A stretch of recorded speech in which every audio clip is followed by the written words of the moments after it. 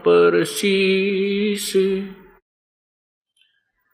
गुरु जी राम देवानंद जी महाराज ने दियो नाम बख्शीश।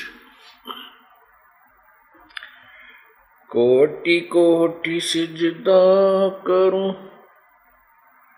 कोटि कोटि प्रणाम। चरण कमल में राखियो मैं बांधी जाम गुलाम।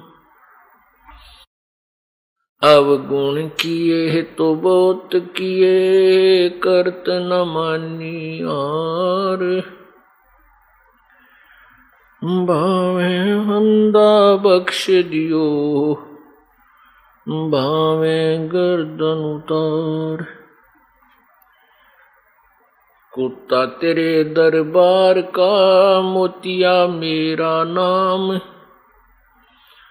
गले प्रेम की जेवड़ी, झांके चोवा जाऊं। तो करो तो बावड़ूं, दूर दूर करो तो जाऊं। जो राखो त्यों ही रहूं, जो देवो सो खाऊं। जय इब के सतगुरु मिले, सब दुख आँखों रो। चरणों ऊपर शीश धरूं, कहूं जो कहनी हो। कबीर गुरु जी मिलेंगे, पूछेंगे कुशलात। आदि अंत की सब कहूं, अपने दिल की बातें। गुरु जी तुम ना भूलियो, चाहे लाख लोग मिल जाएं। हमसे तुमको बहुत है, तुमसे हमको नाही। कबीर तुमरे विसारी क्या बने, मैं किसकी शरण में जाऊं। शिव ब्रंच मुनि नारदा, इनके हृदय न समाऊं। अवगुण किए तो बहुत किए, करत न मानी हार। बावे बंदा बख्श दियो, बावे गर्दन उतारे। अवगुण मेरे बाप जी, धन्यवाद। जो मैं पूत कपूत हूँ, बहुर पिता को लाजे। मैं अपराधी जन्म का, नक्सक भरे विकार। तुम दाता दुख भंजना, मेरी करो संभार। कबीर लूट सको तो लूटियो, राम नाम की लूट। पीछे फिर पछताओगे, प्राण जहांगे छूट।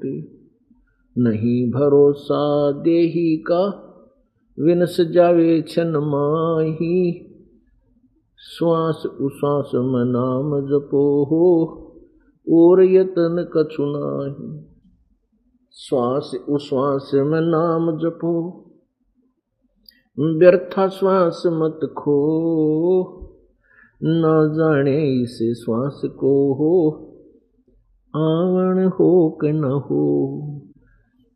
राम रटत कन्या भली, साकट भला न पूत।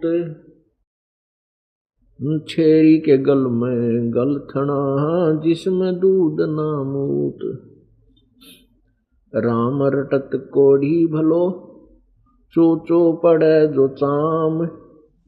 वो सुंदर शरीर किस काम का, जिस मुख नाही नाम। राम रटत दारिद्र भलो, टूटी घर की छान। वो सुंदर महल किस काम के, जहाँ भक्ति नहीं भगवान। परम पिता परमात्मा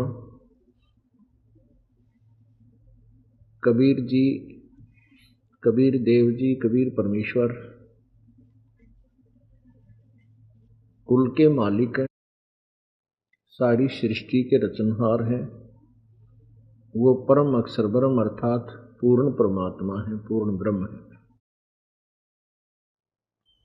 अब जैसे हमने किसी भी शब्द नाम के साथ अन्य विशेषण लगाया है, उसका कोई महत्व होता है। जैसे ब्रह्म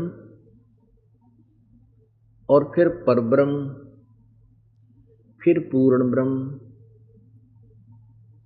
जैसे ईश, ईश्वर, परमेश्वर।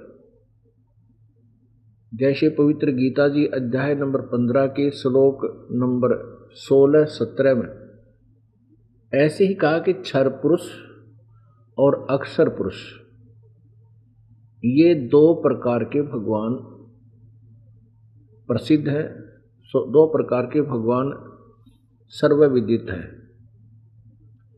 और इनके तथा इनके लोक में जितने भी प्राणी हैं उनके स्थूल शरीर नाशवान है।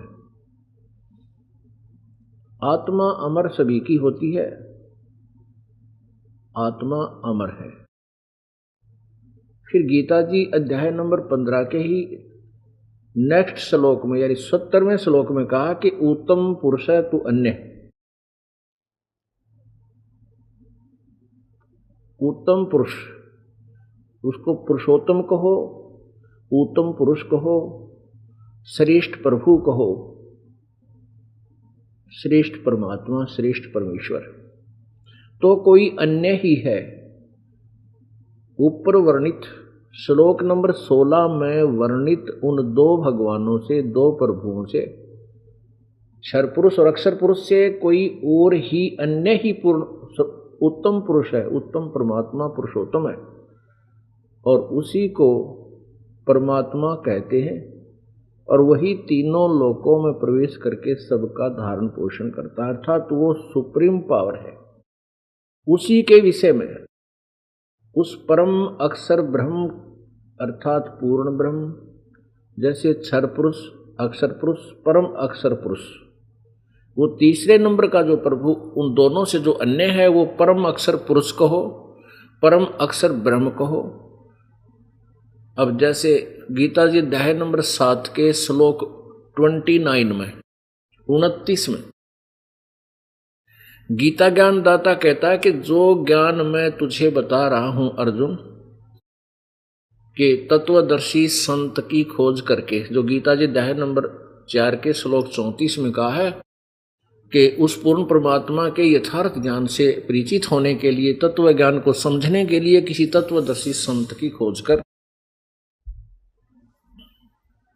उनसे फिर उस परमात्म तत्व के बारे में जानकारी प्राप्त करके जैसा वो कहे ऐसे भक्ति कर, तब तेरा जन्म और मृत्यु पूर्ण रूप से समाप्त होगा। तो गीता जी अध्याय नंबर 7 के श्लोक 29 में 29 में कहा है, जो साधक जन्म और मृत्यु से छूटने के लिए ही प्रयत्न करता है, जो यहाँ के संसार की किसी भी वस्तु की इच्छा नहीं करता, वो उस तत्ब्रह्म से यानी पूर्ण परमात्मा से, तत्ब्रह्म वो परमात्मा, वो भगवान, और पूरे आध्यात्मिक ज्ञान से और सभी कर्मों से वो परिचित है कि ऐसे कर्म करेंगे तो ये फल होगा, ऐसे करेंगे तो ऐसे फल होगा। तो वो व्यक्ति केवल जन्म और मृत्यु से ही छूटने की प्रयत्न करते हैं, जो तत्ब्रह्म से परिचित हो जाते हैं और तत्व ज्ञान से अखिल यानी पूरे सर्वाध्यात्मिक ज्ञान से परिचित हो जाते हैं। गीता जी अध्याय नंबर 8 के मंत्र नंबर 1 में अर्जुन ने प्रश्न किया कि प्रभु कौन है फिर वो तत्ब्रह्म? वो तत्ब्रह्म कौन सा है जिसके विषय में आपने 7वें अध्याय के 29वें श्लोक में कहा है? किम तत्ब्रह्म किम अध्यात्म किम अधिभूत और अधिजय किम पुरुषोत्तम। अब अर्जुन श्री कृष्ण को पुरुषोत्तम मान रहा है और श्री कृष्ण के अंदर जो शक्ति बोल रही है वो कहता है उत्तम पुरुष तो और ही है, पुरुषोत्तम तो कोई और ही है। तो अर्जुन ने प्रश्न किया कि वो तत्व ब्रह्म कौन है, वो पुरुषोत्तम वो कौन है। तो गीता ज्ञान दाता ने 8वें अध्याय के 3 श्लोक में ही उत्तर दिया है कि वो परम अक्षर ब्रह्म है। तो 3 प्रभु हैं, पवित्र श्रीमद् भगवत गीता जी में रह रहकर इन तीनों भगवानों का विवरण है और विशेष व्याख्या ब्रह्म और पूर्ण ब्रह्म की ही है। 3 भगवानों के विषय में जानकारी भी है, लेकिन विशेष जानकारी जो है ब्रह्म और पूर्ण ब्रह्म की विशेष है। अभी तक हम गीता जी के बारे में जो सुना करते थे वो यही सुनते थे कि श्री कृष्ण जी ने गीता जी का ज्ञान बोला है।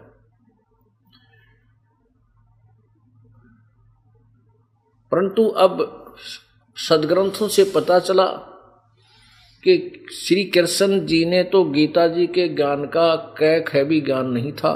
क्या बोला? उसके अंदर वो ब्रह्म बोल रहा था, वो ज्योति निरंजन बोल रहा था, प्रेतवत प्रवेश करके, जिसे काल भगवान भी कहते हैं, जो स्वयं गीता जी के अध्याय नंबर 11 के श्लोक नंबर 32 में 32 में स्वीकार करता है कि मैं काल हूं अर्जुन और इन सब को खाने के लिए अब प्रवृत्त हुआ हूं, अब मैं प्रकट हुआ हूं, आया हूं। पुण्यात्माओं, श्री कृष्ण काल नहीं थे। श्री कृष्ण जी ने पहले कभी अपने विषय में नहीं कहा मैं काल हूं और भविष्य में कभी भी नहीं कहा मैं काल हूं, क्योंकि श्री कृष्ण एक सतोगुण भगवान है जिनके पास पशु पक्षी भी प्यार पाया करते थे, उनके पास आकर बैठ जाते थे। गौवें भी उनके चेहरे की तरफ देखती रहती थी। वो इतने अच्छे भगवान थे, सतोगुण युक्त थे वो, लेकिन वो काल नहीं थे। उनके अंदर वो काल बोल रहा था प्रेतवत प्रवेश करके, फिर उससे अलग निकल के अर्जुन को दिखाया कि देख मेरा ये रूप है, मैं हूँ, ये हूँ। वो काल जो 1000 भुजाओं युक्त था, सहस्रा बाहु। गीता जी अध्याय नंबर 11 के श्लोक 46 में अर्जुन आंखों देखा कह रहा कि हे सहस्रा बाहु, हे 1000 भुजा वाले भगवान, तू अपने उसी चतुर्भुज रूप में मुझे दर्शन दे। आप उसी अपने रूप में आइए। पुण्यात्माओं,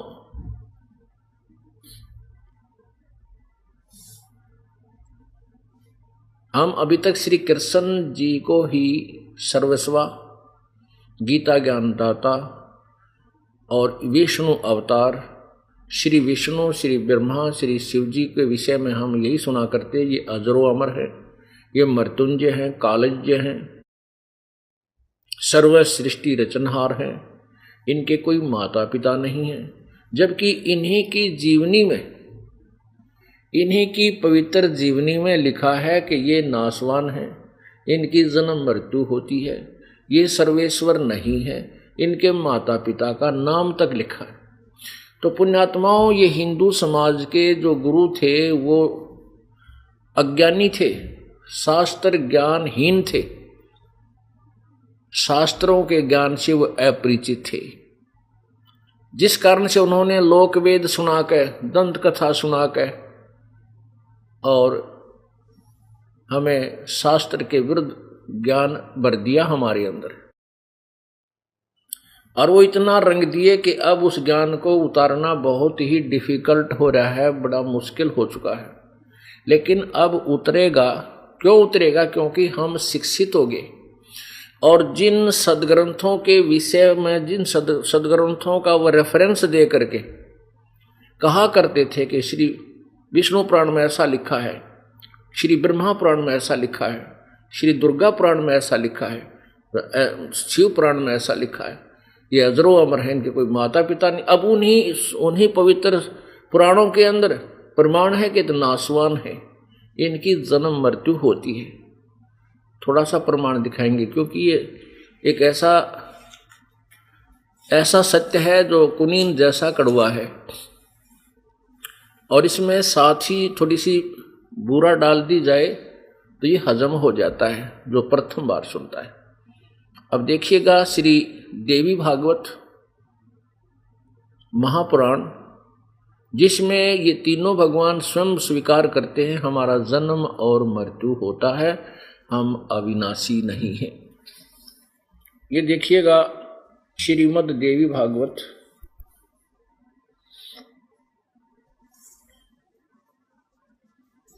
देखिएगा, श्रीमद् देवी भागवत, संपादक है हनुमान प्रसाद पोदार, चिमन लाल गोस्वामी। ये कहाँ से प्रकाशित है ये भी देख लीजिएगा। प्रकाशक है, मुद्रक हैं गीता प्रेस गोरखपुर, गोविंद भवन कार्यालय कोलकाता का संस्थान। इसके पृष्ठ नंबर 123 पर देखिएगा, सकंद तीसरा सकंद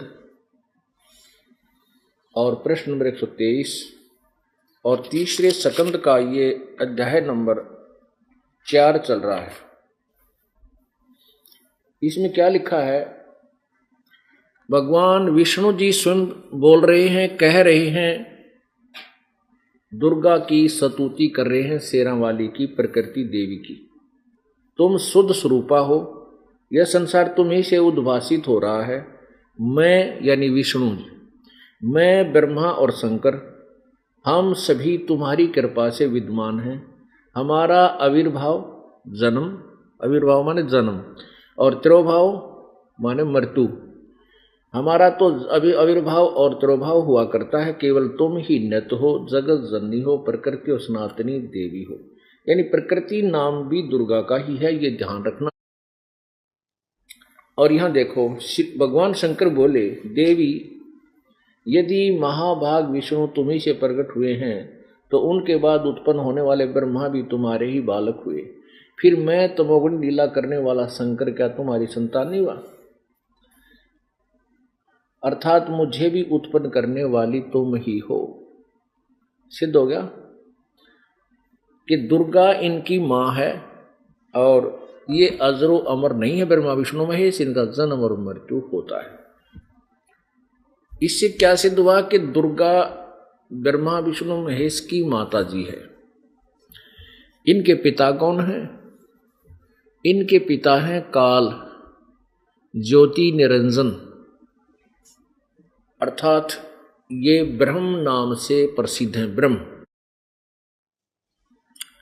जो वेदों के ज्ञाता जिसे ब्रह्म बोलते हैं, वो ज्योति निरंजन है, उसको क्षर पुरुष भी कहते हैं। और ये 21 ब्रह्मांड का स्वामी है, ईश है, प्रभु है, मालिक है।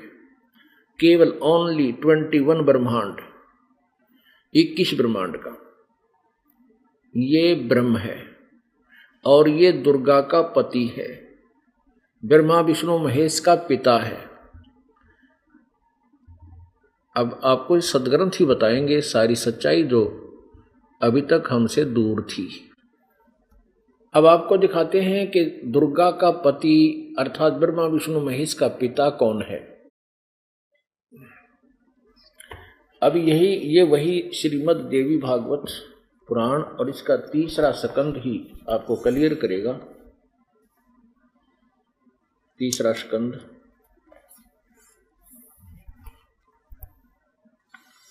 पृष्ठ 125 पे।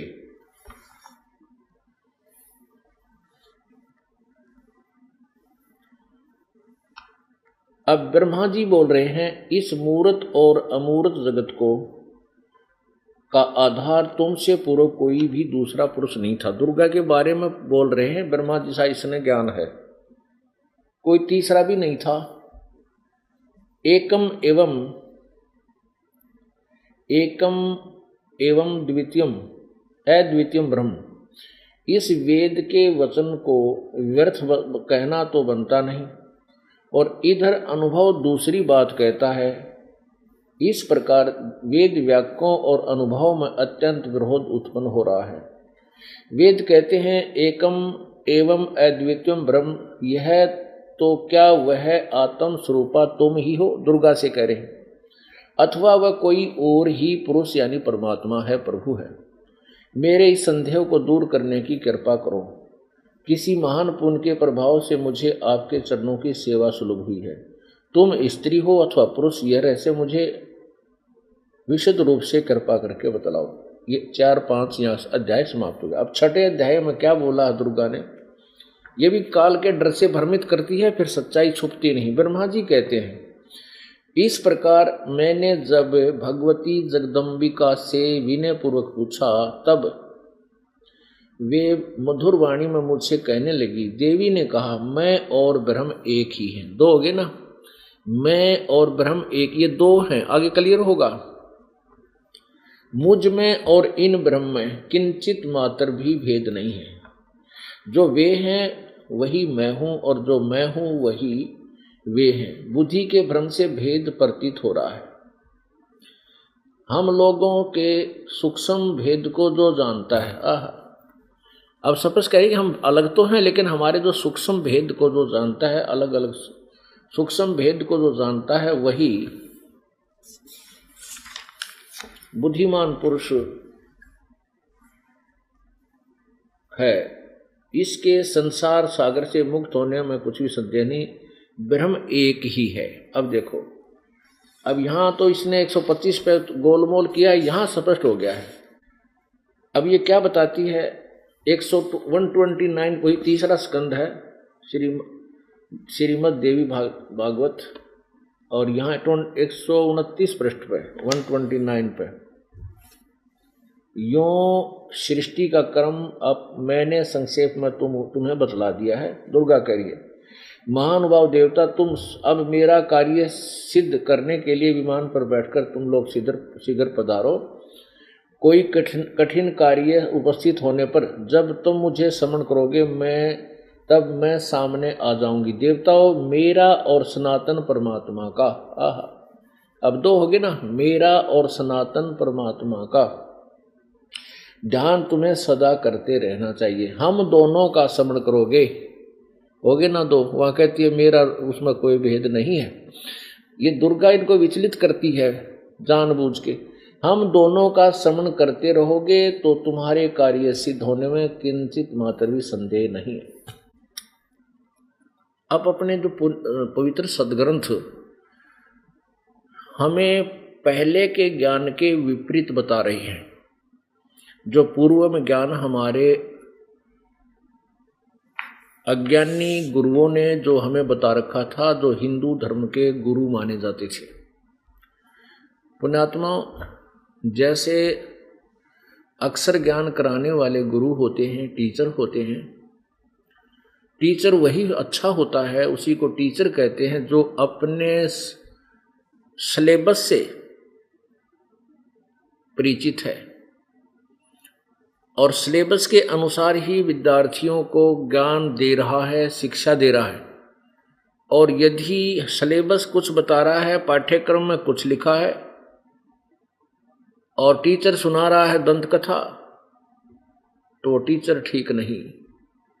सभी बच्चे अपना जीवन असफल कर जाएंगे और बाद में रोएंगे उस अज्ञानी टीचर को। यही स्थिति अभी तक के पवित्र हिंदू धर्म के गुरुओं की रही है। ब्रह्मा विष्णु महेश तक को भी ज्ञान नहीं था। पुण्यात्माओं, या खटके दिल में आकर बात एक जो प्रथम बार ये सुनेंगे, जब तक यह लालटेन नहीं दिखाऊंगा, जब तक ये सदग्रंथ रूपी लालटेन आपको नहीं दिखाऊंगा, तब तक आपके अंदर उथल पुथल पैदा हो जाएगी कि ये अच्छा सिरफिरा संत है। ब्रह्मा विष्णु महेश को भी कहते हैं, इनको ज्ञान नहीं था सदग्रंथों का, यानी यथार्थ ज्ञान नहीं था। हाँ, नहीं था। दास नहीं कह रहा, उनकी हिस्ट्री में लिखा है, उनके जीवनी में लिखा है। अब आपको फिर वो दिखाता हूँ, थोड़ा सा देखिए। यही पवित्र श्रीमद् भगवत गीता, श्रीमद् देवी भागवत यानी दुर्गा पुराण, और गीता प्रेस गोरखपुर से प्रकाशित। बताओ फिर कसर के रहेगी। गीता प्रेस गोरखपुर से प्रकाशित पुस्तक हिंदू धर्म के लिए ऑथेंटिक है, श्रोधार्य है और सत्य मान्य है। और उसमें लिख रखा ही है। अब बुद्धिमान समाज है, अशिक्षित नहीं है, शिक्षित है। पहले वो केवल एक संस्कृत भाषा जानने वाले आध्यात्मिक ज्ञान से अपरिचित थे और हमारे पूर्वज कति अक्षर ज्ञान रहित थे। और उन संस्कृत के ज्ञाताओं को हम, उन आचार्यों को वेद ज्ञान और पुराणों के ज्ञान से युक्त मानते रहे, क्योंकि हम ये समझते थे ये संस्कृत भाषा जानते, इन्होंने सदग्रंथों को पढ़ा, ये सही बता रहे। वो बिल्कुल 100% वेदों और गीता जी के विरुद्ध हमें ज्ञान सुना कर चले गए। उनका क्या दोष था? जिनको वो भगवान मानते थे उनको ज्ञान नहीं, ब्रह्मा विष्णु महेश को पता नहीं। अब देखना श्री विष्णु जी के विषय में वो कितना ज्ञान रखते थे, देखिएगा। अब ये देखो श्रीमद् देवी भागवत, वही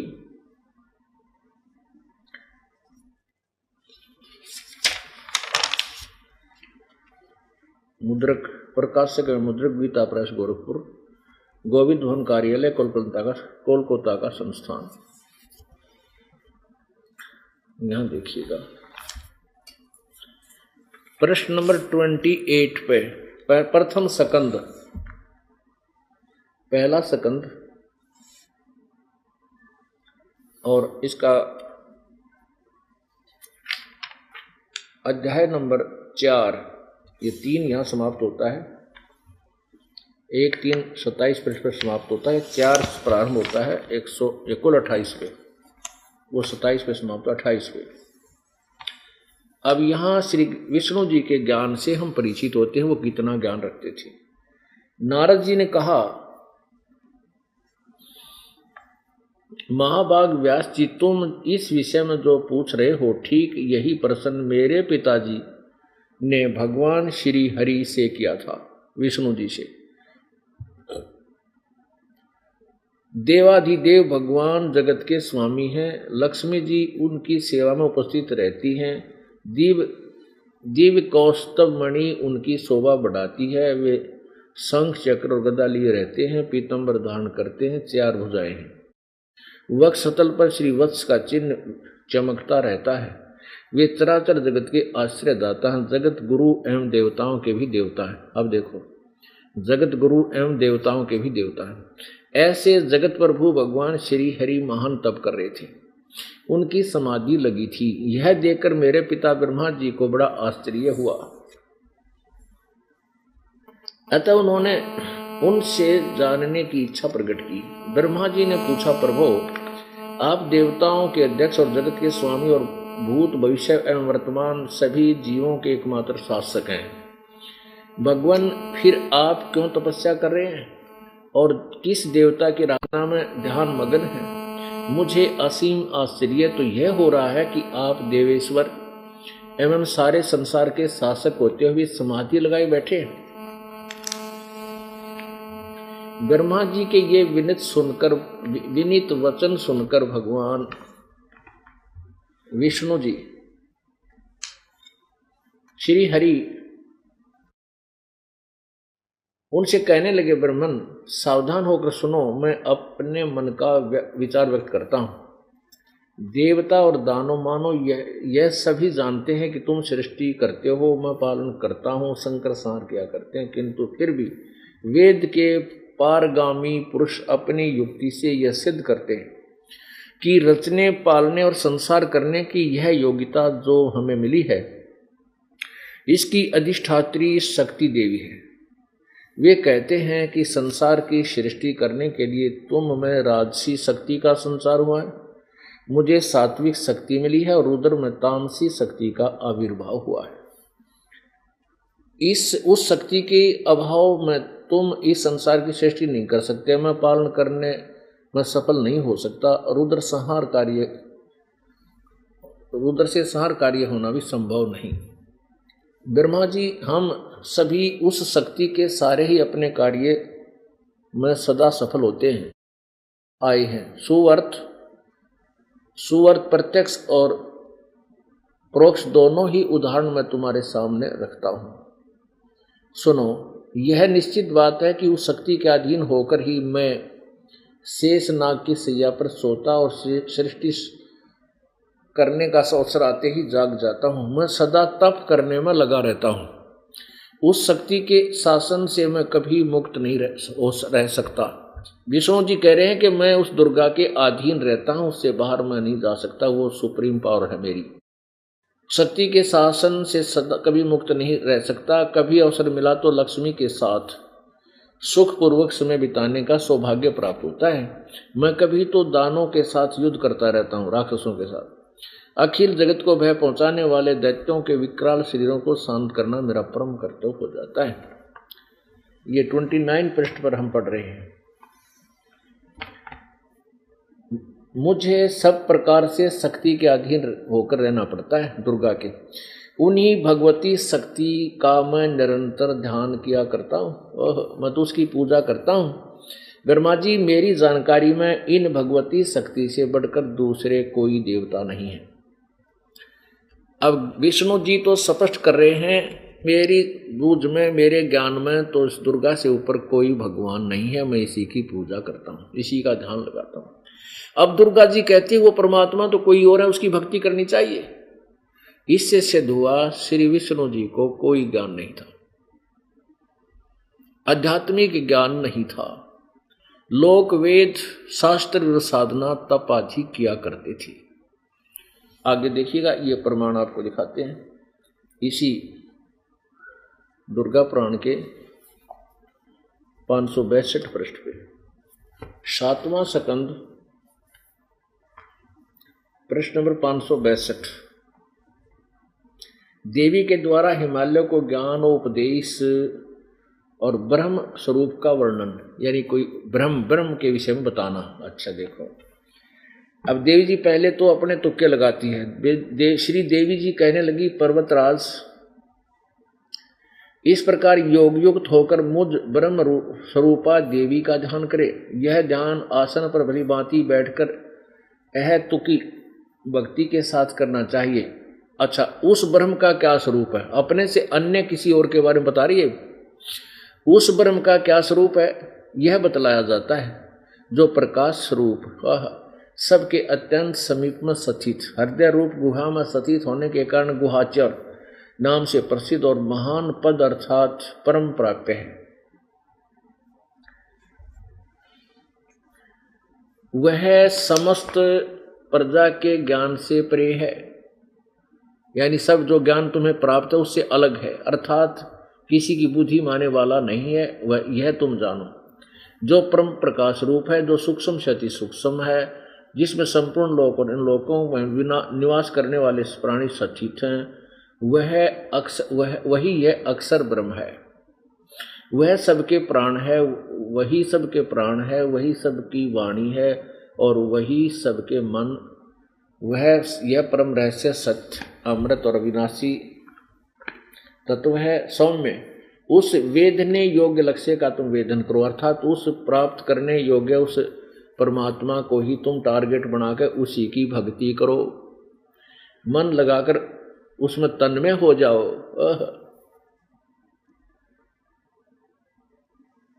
अब देखो, सौम्य उपनिषद में कथित महान अस्त्र रूप धनुष लेकर उस पर उपासना द्वारा तीक्ष्ण किया हुआ बाण संधान करो और फिर भावनागुत चित्त के द्वारा उस बाण को खींचकर उस अक्षर रूप ब्रह्म को ही लक्ष्य बनाकर वेदन करो। परवण ओम मंत्र तो उसका, ओम नाम तो उसका धनुष है, उसको वेदने का, यानी ब्रह्म को पाने का ओम मंत्र है। जीवात्मा बाण है, ये ओम मंत्र है उस ब्रह्म का, ये समझो धनुष है, और जीवात्मा बाण है और ब्रह्म को उसका लक्ष्य कहा जाता है। ब्रह्म को पाना है। अपने विषय में नहीं बता रही दुर्गा, किसी और के बारे में।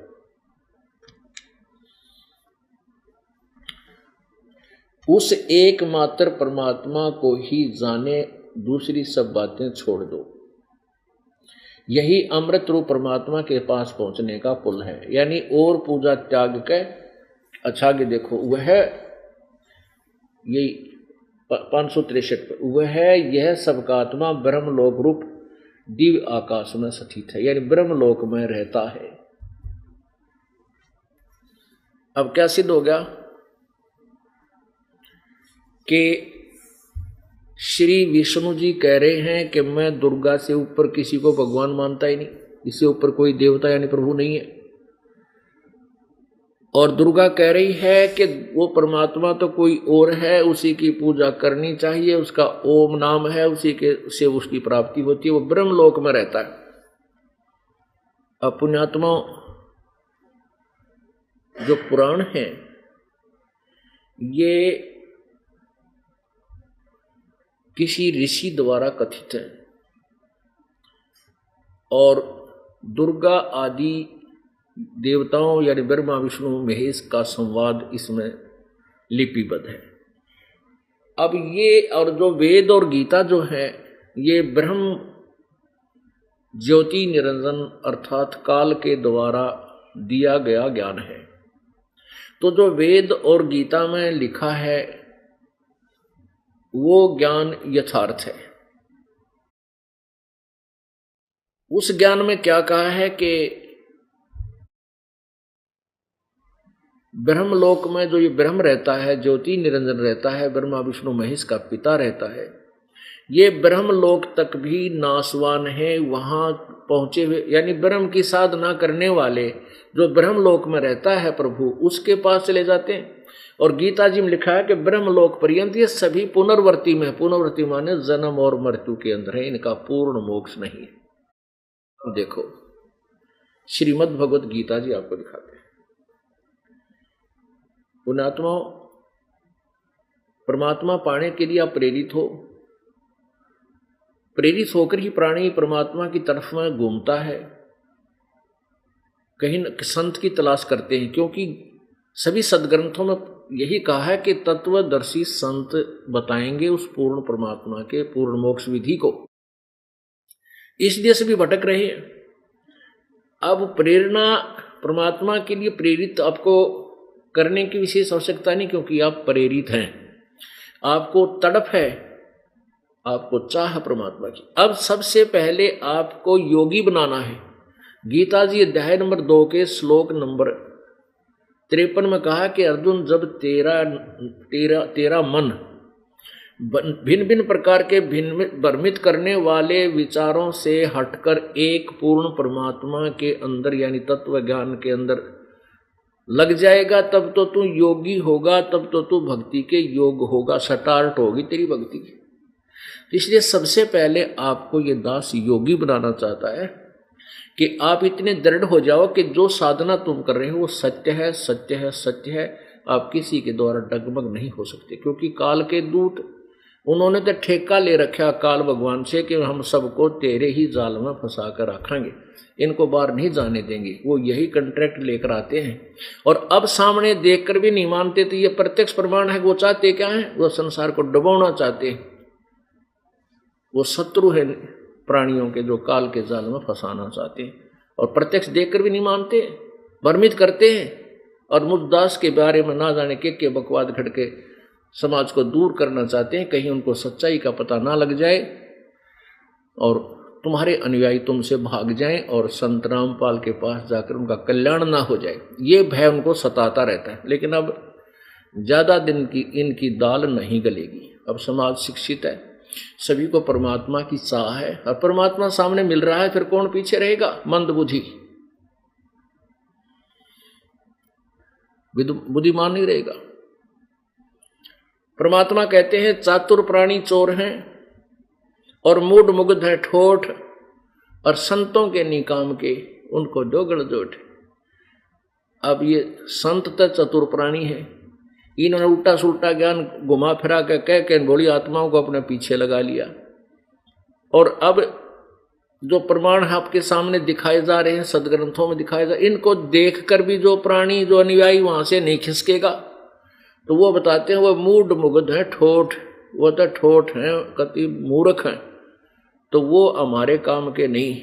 उनको तो वहीं पड़ा रहने दे, उन संतों द्वारा जिसे वह वहीं मरो जाओ काल के जाल में। बुद्धिमान नहीं रुकेंगे। ये ऐसा निर्मल ज्ञान है।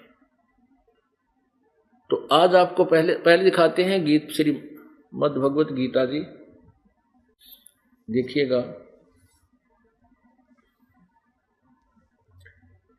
ये अद्वितीय, ये बहुत ही अनमोल शास्त्र है, लेकिन ये क्या हमें संदेश दे रहा है, इससे अभी तक हमारे पवित्र हिंदू धर्म के गुरुदेव परिचित नहीं थे। अनुवाद का भी अड़ंगा करने की चेष्टा की इन्होंने, जहां इनको कुछ भी नहीं सूझा। अब देखिएगा, प्रकाशक में मुद्रक गीता प्रेस गोरखपुर, गोविंद भवन कार्यालय कोलकाता का संस्थान। अनुवादक हैं श्री जय दयाल गोविंद का। अब देखना, अब दूसरे अध्याय का 53, ये देखिएगा, अध्याय नंबर 2 और ये 53 श्लोक। भांति भांति के वचनों को सुनने से विचलित हुई तेरी बुद्धि जब परमात्मा में अचल स्थिर ठहरेगी, तब तू योग को प्राप्त होगा, अर्थात तेरा परमात्मा से नित्य संयोग हो जाएगा। अब क्या बताया है कि जब तेरी भिन्न भिन्न प्रकार के जो ज्ञान तू सुना है, जहाँ गया उसे वैसा ही सुन लिया, जिससे और उनसे तू विचलित रहता है। जब तू परमात्मा के अंदर स्थित हो जाएगा, कौन परमात्मा? गीता जी अध्याय नंबर 15 के श्लोक नंबर 17 में कहा कि उत्तम पुरुष तु अन्य परमात्मा इति उदाहरते, यह लोक तरम अविश्य विभर्ति अवय ईश्वर है। जो पूर्ण परमात्मा, जो परम अक्षर ब्रह्म है, जो उत्तम पुरुष तो कोई पुरुषोत्तम कोई और ही है, उसे परमात्मा कहते हैं। जब वो तत्वदर्शी संत के ज्ञान सुनकर के तू भिन्न भिन्न प्रकार के वचनों से विचलित जो तेरी बुद्धि एक जगह टिक जाएगी, तब तू योग यानी भक्ति को प्राप्त होगा। जब तुझे भक्ति मिलेगी, तू भक्त होगा, तू योगी होगा। अब गीता जी अध्याय नंबर 8 के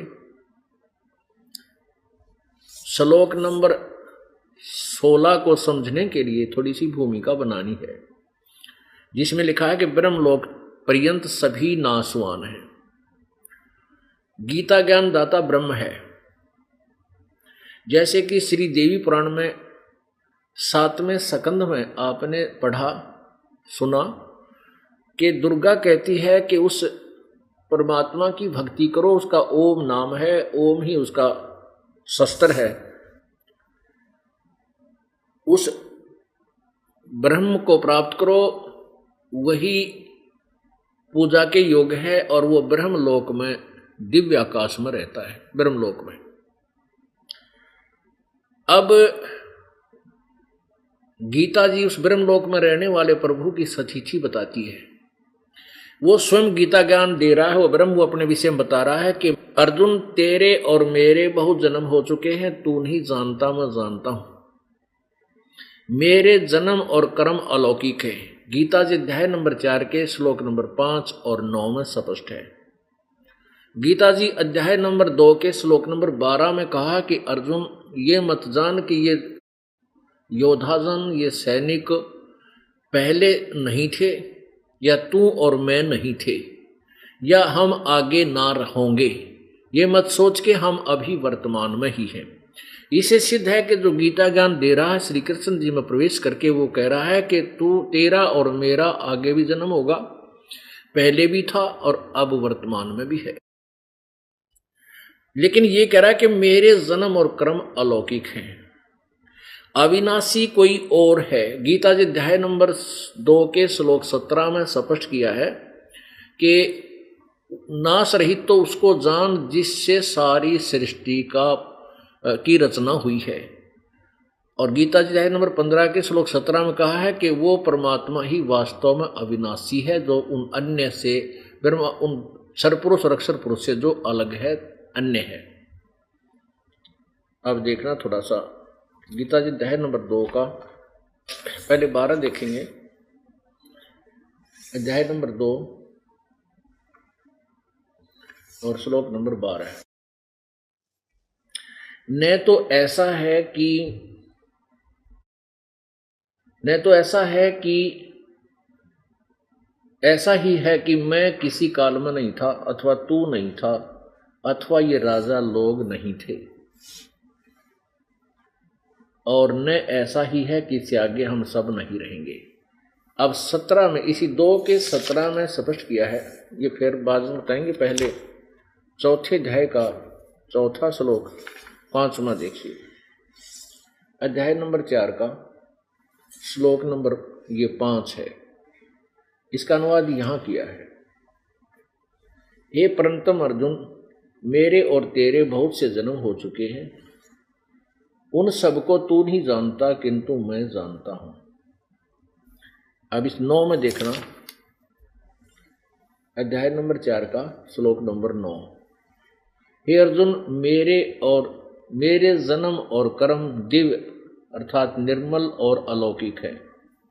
इस प्रकार जो मनुष्य तत्व से जानता है, जान लेता, वह शरीर को त्याग कर फिर जन्म को प्राप्त नहीं होता, मुझे ही प्राप्त होता है। जो भी, अब ये सिद्ध हो गया कि मेरे इसका जन्म तो है, लेकिन वो अलौकिक है, अलौकिक है। अब गीता जी अध्याय नंबर 2 के श्लोक नंबर 17 में देखें, अध्याय नंबर 2 श्लोक 17।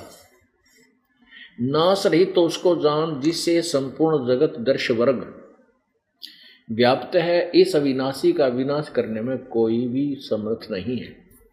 गीता जी अध्याय नंबर 15 की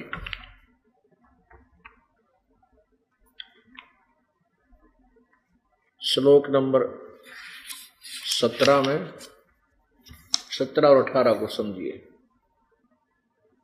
पवित्र गीता अध्याय नंबर 15 श्लोक 16 में लिखा है,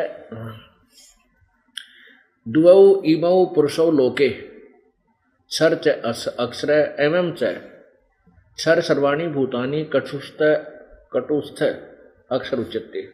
द्वौ माने 2, इमौ माने संसार में, लोके इस संसार, इमौ माने इस श्लोके माने संसार में, पुरुषौ माने प्रभु, 2 प्रभु कौन कौन से, क्षर पुरुष और क्षर और अक्षर, यानी इस पुरुष को इन दोनों के साथ लगा दिया जाता है। क्षर पुरुष और अक्षर पुरुष 2 प्रकार के भगवान हैं, और इसी प्रकार इनके शरीर और इनके अंदर अंतर्गत प्राणियों के शरीर तो नाशवान है, लेकिन आत्मा अविनाशी है। यहां देखना, इनके द्वारा अनुवाद देखिएगा। पहले इस संसार में नाशवान और अविनाशी भी 2 प्रकार के पुरुष हैं। पुरुष नहीं, यहां प्रभु लिखना था, ये 2 प्रकार के प्रभु हैं। प्रभु पुरुष माने परमात्मा है, और संपूर्ण प्राणियों के शरीर तो नाशवान है और जीवात्मा विनाशी। 17 में क्लियर किया है कि उत्तम पुरुष तु अन्य परमात्मा इति उदाहरत है, यह लोक तर्यम आविश्य विभर्ति अव्यय ईश्वर है। ये अविनाशी प्रभु है, अविनाशी। उत्तम पुरुष यानी पुरुषोत्तम सर्वश्रेष्ठ प्रभु तो और ही है, जो तीनों लोकों में प्रवेश करके सबका धारण पोषण करता है, और अविनाशी परमेश्वर परमात्मा इस प्रकार कहा गया है। गीता ज्ञान दाता स्वयं किसी अविनाशी परमात्मा के विषय में कह रहा है। इससे भी सिद्ध हो गया कि ब्रह्म जो गीता बोल रहा है उसका भी जन्म और मृत्यु होता है। अलौकिक कैसे होता है, ये अलौकिक कैसे उसके जन्म, ये क्लियर करेंगे अभी। अब गीता जी अध्याय नंबर 10 के श्लोक नंबर 2 में कहा है कि मेरी उत्पत्ति को ये ऋषि और देवता नहीं जानते, क्योंकि ये मेरे से उत्पन्न हुए। पुण्यात्मा जैसे पिता की उत्पत्ति को बालक नहीं बता सकते, उसके जन्मदिन को दादाजी बता सकता है, क्योंकि वो उनसे उत्पन्न हुआ है। ऐसे ही ब्रह्म कह रहा है कि मेरे से उत्पन्न हुए ये देवता ब्रह्मा विष्णु महेश और ये ऋषि जो आगे इन देवताओं से उत्पन्न हुए हैं, तो ये मेरी उत्पत्ति को, मेरे जन्म को नहीं जानते। अब कौन जानता है? ब्रह्म का पिता जानता है, यानी हमारा दादा जानता है। उस ब्रह्मा विष्णु शंकर के दादा ने आके बताया है कि तुम्हारे पिता का जन्म है, वो कैसे जन्म हुआ था, और ये कैसे मरता है, कैसे जन्मता है, ये क्लियर करेगा। अब यहाँ गीता जी अध्याय नंबर 15 के श्लोक नंबर 17 में जो कहा है उत्तम पुरुष यानी पुरुषोत्तम तो कोई और ही है, गीता ज्ञान दाता कह रहा है। और 15वें अध्याय के 18वें श्लोक में वो कहता है कि गीता ज्ञानदाता कि कहता है कि मुझे तो लोक वेद के आधार से पुरुषोत्तम प्रसिद्ध कर रहे हैं, मैं तो लोक वेद के आधार से प्रसिद्ध हूं, पुरुषोत्तम प्रसिद्ध हूं, लेकिन मैं पुरुषोत्तम नहीं हूं तो कोई और है, क्योंकि 17वें श्लोक में स्पष्ट ही कर दिया। अब लोक वेद क्या होता है? सुना सुनाया ज्ञान। जैसे हम ब्रह्मा विष्णु महेश को अजरो अमर समझते थे, ये लोक वेद था, ये शास्त्र का ज्ञान नहीं था। ऐसे लोग गीता ज्ञानदाता कहता कि मुझे तो लोक वेद के आधार से पुरुषोत्तम कहते हैं, आई एम नॉट पुरुषोत्तम, वो पुरुषोत्तम तो कोई और ही है।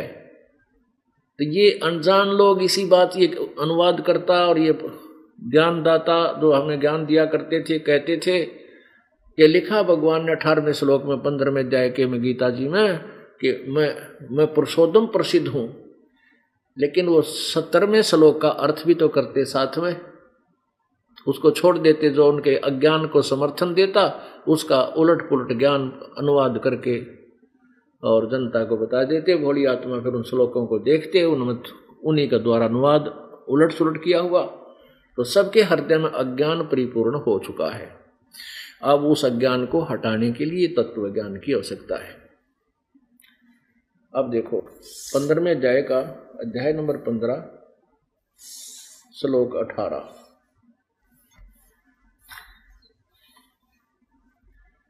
क्योंकि मैं नाशवान जड़वृक्ष क्षेत्र से अतीत हूं और अविनाशी जीवात्मा से भी उत्तम, इसलिए लोके वेदे, लोक वेद में, इसी ने लिखा लोक और वेद में भी पुरुषोत्तम नाम से प्रसिद्ध हूं।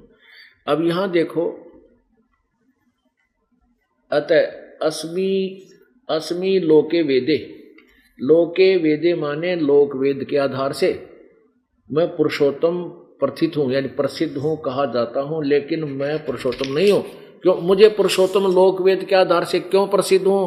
क्योंकि मेरे अंतर्गत जितने भी 21 ब्रह्मांड में जितने भी जड़ वर्ग यानी शरीरधारी प्राणी हैं या जितनी आत्मा मेरे अंतर्गत हैं, उनसे मैं तगड़ा हूं, इसलिए मुझे लोक वेद के आधार से पुरुषोत्तम मानते हैं। मैं पुरुषोत्तम नहीं हूं, वो तो कोई और है। पुण्यात्मा, जब तक हमारे हृदय में ये नहीं जचेगा कि जो ज्ञान हमें ग्रहण है वो गलत है, कति अनुचित है और शास्त्र विरुद्ध, तब तक हम इस सच्चाई को ग्रहण नहीं कर सकते। इसलिए इस दास ने रह कर ये सदग्रंथ आपके समक्ष पेश करने पड़ते। और यदि मैं यही शब्द कह के छोड़ दूं कि ब्रह्मा विष्णु महेश का जन्म होता है, इनके माता पिता हैं, ये नाशवान हैं, तो भोली आत्मा मेरे सिर हो जाए और झगड़ा भी करने को तैयार हो जाएं। जैसे सच्चाई को देखकर भी लोग नहीं माने, जो अनाड़ी लोग हैं, जो जिनकी दुकानें बंद हो रही हैं, वो फिर भी जनता को भ्रमित करने में लगे रहे, जिस कारण से क्रोथा कांड उन्होंने कराया, झूठ बोल कर जनता को भ्रमित कर दिया। अब हम सच्चाई से जनता को जो है ना परिचित कराएंगे, उनको धिक्कारेंगे बाद में, कैसे निर्मल ज्ञान को, अरे ऐसे संत को तुमने कैसे झुठला दिया। तब ये नकली संत और ये मंत्र आचार्य ये छुपते फिरेंगे, कितने ढूंढे नहीं पाओगे, और फिर ये पूरे विश्व में परमात्मा का यथार्थ ज्ञान फैल जाएगा। तो पूरे विश्व में शांति होगी, परमात्मा पर आधारित हो जाएंगे, हमारे रोग कष्ट ये छल कपट ये सब नष्ट हो जाएंगे, परमात्मा हमारे साथ होगा। क्योंकि कितना भी दुखी प्राणी है, कितना ही कोई पैसे वाला है, चाहे राजा है, जब उसके ऊपर कर्म की आपत्तियां आती हैं वो प्रभु की तलाश करता है। क्यों ना हम पहले ही उस परमेश्वर के चरणों में लगे रहें, जिससे हमारी आने वाली प्रारब्ध की आपत्तियां कम हो जाएं। इसलिए हम परमात्मा की तलाश करते हैं कि हम सुखी हों, कोई कष्ट आना हो वो ना आवे, और हमें पैसा अधिक प्राप्त हो ताकि हमारा गुजारा ठीक हो, हमारा निर्वाह ठीक हो जाए। तो परमात्मा की इसलिए तलाश किया करते थे। तो इसी खोज में इधर उधर गए, नकली संत मिल गए, उन्होंने साधनाएं हमें बताई, गलत ज्ञान बता दिया, उस ज्ञान को ग्रहण किया, उनके द्वारा बताई गई भक्ति विधि पर हम लग गए, तन मन धन से लगे, परंतु कोई लाभ नहीं हुआ। आपत्ति जब आनी हुई आए गई, घर भी नष्ट हो गया, परिवार भी नष्ट हो गया, जो व्यवसाय था वो भी बर्बाद हो गया, और वो भक्ति करते करते हो गया। तो फिर उससे भगवान से आस्था हटती चली गई। फिर व्यक्तियों ने क्या सोचा, जनता ने, जो कि भी पैसे सेठ बनने के लिए कौन सा तरीका अपनाया कि मिलावट कर लो, रिश्वत ले लो, और इधर उधर का 2 नंबर का काम करके वो सेठ बनना चाहें। कभी नहीं बन सकते, कभी नहीं बन सकते, कभी नहीं बन सकते, क्योंकि जो मस्तिष्क में लिखा उससे कम भक्ति वो ग्रहण कर नहीं सकते, रख नहीं सकते। मान लीजिए आपने कोई 2 नंबर के काम करके, कोई पाप कर्म करके और पैसा इकट्ठा कर लिया, वो पैसा तो रहेगा नहीं, वो तो जाएगा, वो तो खत्म होगा। कोई बालक बीमार हो जाएगा, या स्वयं कोई ऐसी बुराई लग जाएगी, या कोई और कारण बन जाएगा, या चोरी हो जाएगी, आग लग जाएगी, वो धन नहीं रहेगा, क्योंकि वो तेरे भाग्य में नहीं है, तूने धक्के से इकट्ठा कर लिया। और वो पाप शेष बच जाएंगे जो उस 2 नंबर से धन कमाने के लिए किए थे, वो पाप तो तेरे रह जाएंगे, धन नहीं रहेगा। और उनको भोगने के लिए फिर अन्य प्राणियों की योनियों में तुझे कष्ट उठाना होगा। एक व्यक्ति बता रहा था कि मेरा इकलौता पुत्र गुर्दे खराब हो गए, 2-2.5 लाख 3 लाख रुपए, उसके 3.5 लाख के करीब उसके पूरे ट्रीटमेंट पर खर्चा आया। पहले तो ऐसे डॉक्टरों के चक्कर में लगे रहे, वहाँ पैसे बर्बाद किए, जो फिर दूसरे शाने सपटा के यानी आध्यात्मिक क्रियाओं के लिए भागते रहे। जब लाखों रुपये बर्बाद हो लिए, लड़का अंतिम सांस गिनने लगा, तब all India medical institute Delhi में ले गए। वहाँ उन्होंने बताया कि इसके दोनों किडनी डेड हो गए, खत्म है। ऐसे इधर उधर से कोई रिश्तेदार से कह सुन के गुर्दा दिलाया पैसे में, जैसे भी वो गुर्दा तो सही सेट हो गया और लड़का स्वस्थ हो गया। 3.5 लाख रुपये बर्बाद हो गए। आज से 20-30 साल पहले की बात है, जो 3.5 लाख रुपये तो आपके आज के 35 लाख 40 लाख के बराबर है। और 6 महीने के बाद हम निश्चिंत हो गए, लड़का स्वस्थ हो गया, खाना खूब खावा, घूमे फिरे, और बस एक्सीडेंट में मृत्यु को प्राप्त हो गया। वो युवा लड़का, अकेला पुत्र था।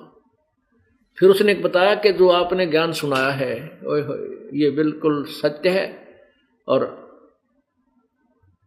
अब मेरी आंखें खुल गई कि मैंने बहुत जुल्म किया था, मुझे ये सजा कम मिली है। मतलब ऐसे उसने अपने 2 नंबर के धंधे के विषय में बताया कि मैं गरीब आदमियों को ऐसे चक्रित करता था, नकली CD कैसेट बनाता था, उनको मेरे को 4 रुपए की पड़ती थी, मैं 32 रुपए में देता था। अरे तरह का जब अब मेरा सर्वनाश हो गया। जिस बेटे को धनी बनाना चाहता था वो बेटा ही ना रहा। अब आपके ज्ञान से पता चला कि वो पाप ज्यों के त्यों रखे हैं। वो जिनकी आत्मा रोई, जो जाते ही टूट गई, वह CD बेचारा गरीब आदमी महंगी CD वो कैसेट लेकेगा, वह कैसेट जाते ही, टेप की कैसेट, CD नहीं, टेप की कैसेट, और वो जाते ही टूट गई, उलझ जाओ उनके उसमें, मेरे पास लाओ मैं फेंक दूँ, भाग जाए यहाँ से, मैंने ठेका ले रखा है, मैंने तो ओरिजिनल दी थी। तो उनकी आत्मा रोई होगी, किस प्रकार उन्होंने मेरे को बद्दुआ दी होगी, वह मेरे आगे आगी। तो पुण्यात्माओं, कुछ दिनों के बाद आप इस तत्व ज्ञान से परिचित हो जाओगे, और 2 नंबर के धंधे रिश्वत के काम को आप विष तुल्य समझोगे। जो रिश्वत लेकर के या किसी की आत्मा दुखा करके पैसा लेकर के जो अपने घर का निर्वाह करता है, उसको अपने परिवार को विष देने की आवश्यकता नहीं पड़ेगी। आने वाले समय में उसका नाश हो जाएगा और शांति कति नहीं। तो पुण्यात्माओं, परमात्मा के ज्ञान से, तत्व ज्ञान से हम इतने परिचित हो जाएंगे कि हम पाप नहीं कर सकते। पाप हो ही नहीं सकता जब ये ज्ञान समझ में आ जाएगा। अब बताते हैं, रावण के पास सर्व सोने की लंका थी, सारी सोने की बना रखी थी। कहते हैं, अगम निगम को खोज ले बुद्धि विवेक विचार, रति कंचन पाया नहीं रावण चलती बार। ओहो, रावण के पास सारा सोना था, चलते समय एक रति सोना भी वो नहीं ले जा सका, यही छोड़ गया। सारी उम्र इसी कोविड में यही सिद्धि प्राप्त करने की रिद्धि सिद्धियों में लगा रहा कि धन हो जा, आकाश में उड़ जाऊं, ऐसी सिद्धि हो जा, ऐसा वो हो जाए, और अंत में वो कुछ भी यहां से साथ नहीं लेकर गया। इसलिए हमें इस तत्व ज्ञान की आवश्यकता है। अब जो प्रसंग चल रहा है कि गीता ज्ञान दाता खुद कह रहा है कि मेरा भी जन्म और मृत्यु होता है। ये कौन बोल रहा है? ये ब्रह्म बोल रहा है। और गीता वो स्वयं बता रहा है कि ब्रह्मलोक पर्यंत, ब्रह्मलोक तक जितने भी लोक हैं, इनमें गए हुए साधक प्राणी, उनकी जन्म और मृत्यु होती है। वो पुनर्वर्ती में है, वहां स्थायी नहीं है, पूर्ण मोक्ष प्राप्त नहीं है। और दुर्गा कह रही है कि ब्रह्म की पूजा करो, ब्रह्म की साधना से अतिरिक्त कोई पूजा के योग नहीं है, और वो ब्रह्मलोक में रहता है, जिसका ओम मंत्र है, परवण मंत्र है। पुण्यात्माओं, जहां वेद और गीता और ये ऋषि महर्षियों का दिया हुआ ज्ञान पुराण अपने ज्ञान को क्लोज करते हैं, फाइनल कर देते हैं, नेति कह देते हैं, वहां से कबीर परमेश्वर का ज्ञान प्रारंभ होता है।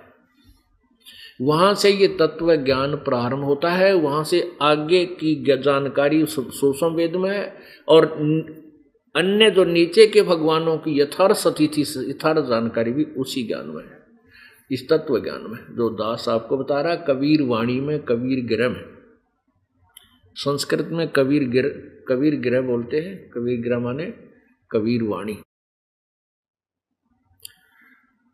अब आपको दिखाते हैं 8वें अध्याय का और 16वां श्लोक। ये देखिएगा, श्रीमद् भगवत गीता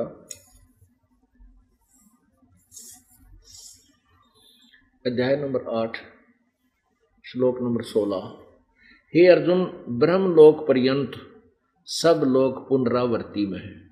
अब ये गीत दुर्गा कह रही है कि वो ब्रह्मलोक में रहता है, जिसकी पूजा तुम करो। श्री विष्णु जी कह रहे हैं कि मैं तो दुर्गा से ऊपर कोई भगवान जानता ही नहीं, ना मानता हूं, मेरी जानकारी में यही फाइनल प्रभु है। और दुर्गा कहती है कि वो परमात्मा तो ब्रह्म है, और वो ब्रह्मलोक में रहता है, और ब्रह्मलोक तक की हुई साधना भी जन्म मृत्यु समाप्त नहीं होते। जबकि गीता जी अध्याय नंबर 18 के, गीता जी अध्याय नंबर 15 के श्लोक 1 से लेकर 4 में स्पष्ट किया है कि ऊपर को जड़ वाला, मूल वाला, और नीचे को तीनों गुण रूपी रजगुण ब्रह्मा, सदगुण विष्णु, तमगुण शिवजी रूपी शाखा वाला ये उल्टा लटका हुआ संसार रूपी वृक्ष है।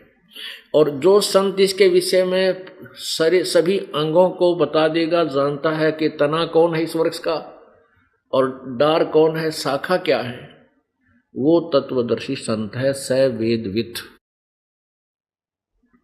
उसके बाद जब तुझे तत्वदर्शी संत मिल जाए, उसके बाद उस तत्व ज्ञान रूपी शस्त्र से उलझी हुई गुत्थी को काट के, अर्थात तत्व ज्ञान को समझकर, उसके बाद 15वें अध्याय के 4थे श्लोक में, उसके पश्चात उस परम पद परमेश्वर की खोज करनी चाहिए, जहां जाने के बाद साधक लौटकर फिर संसार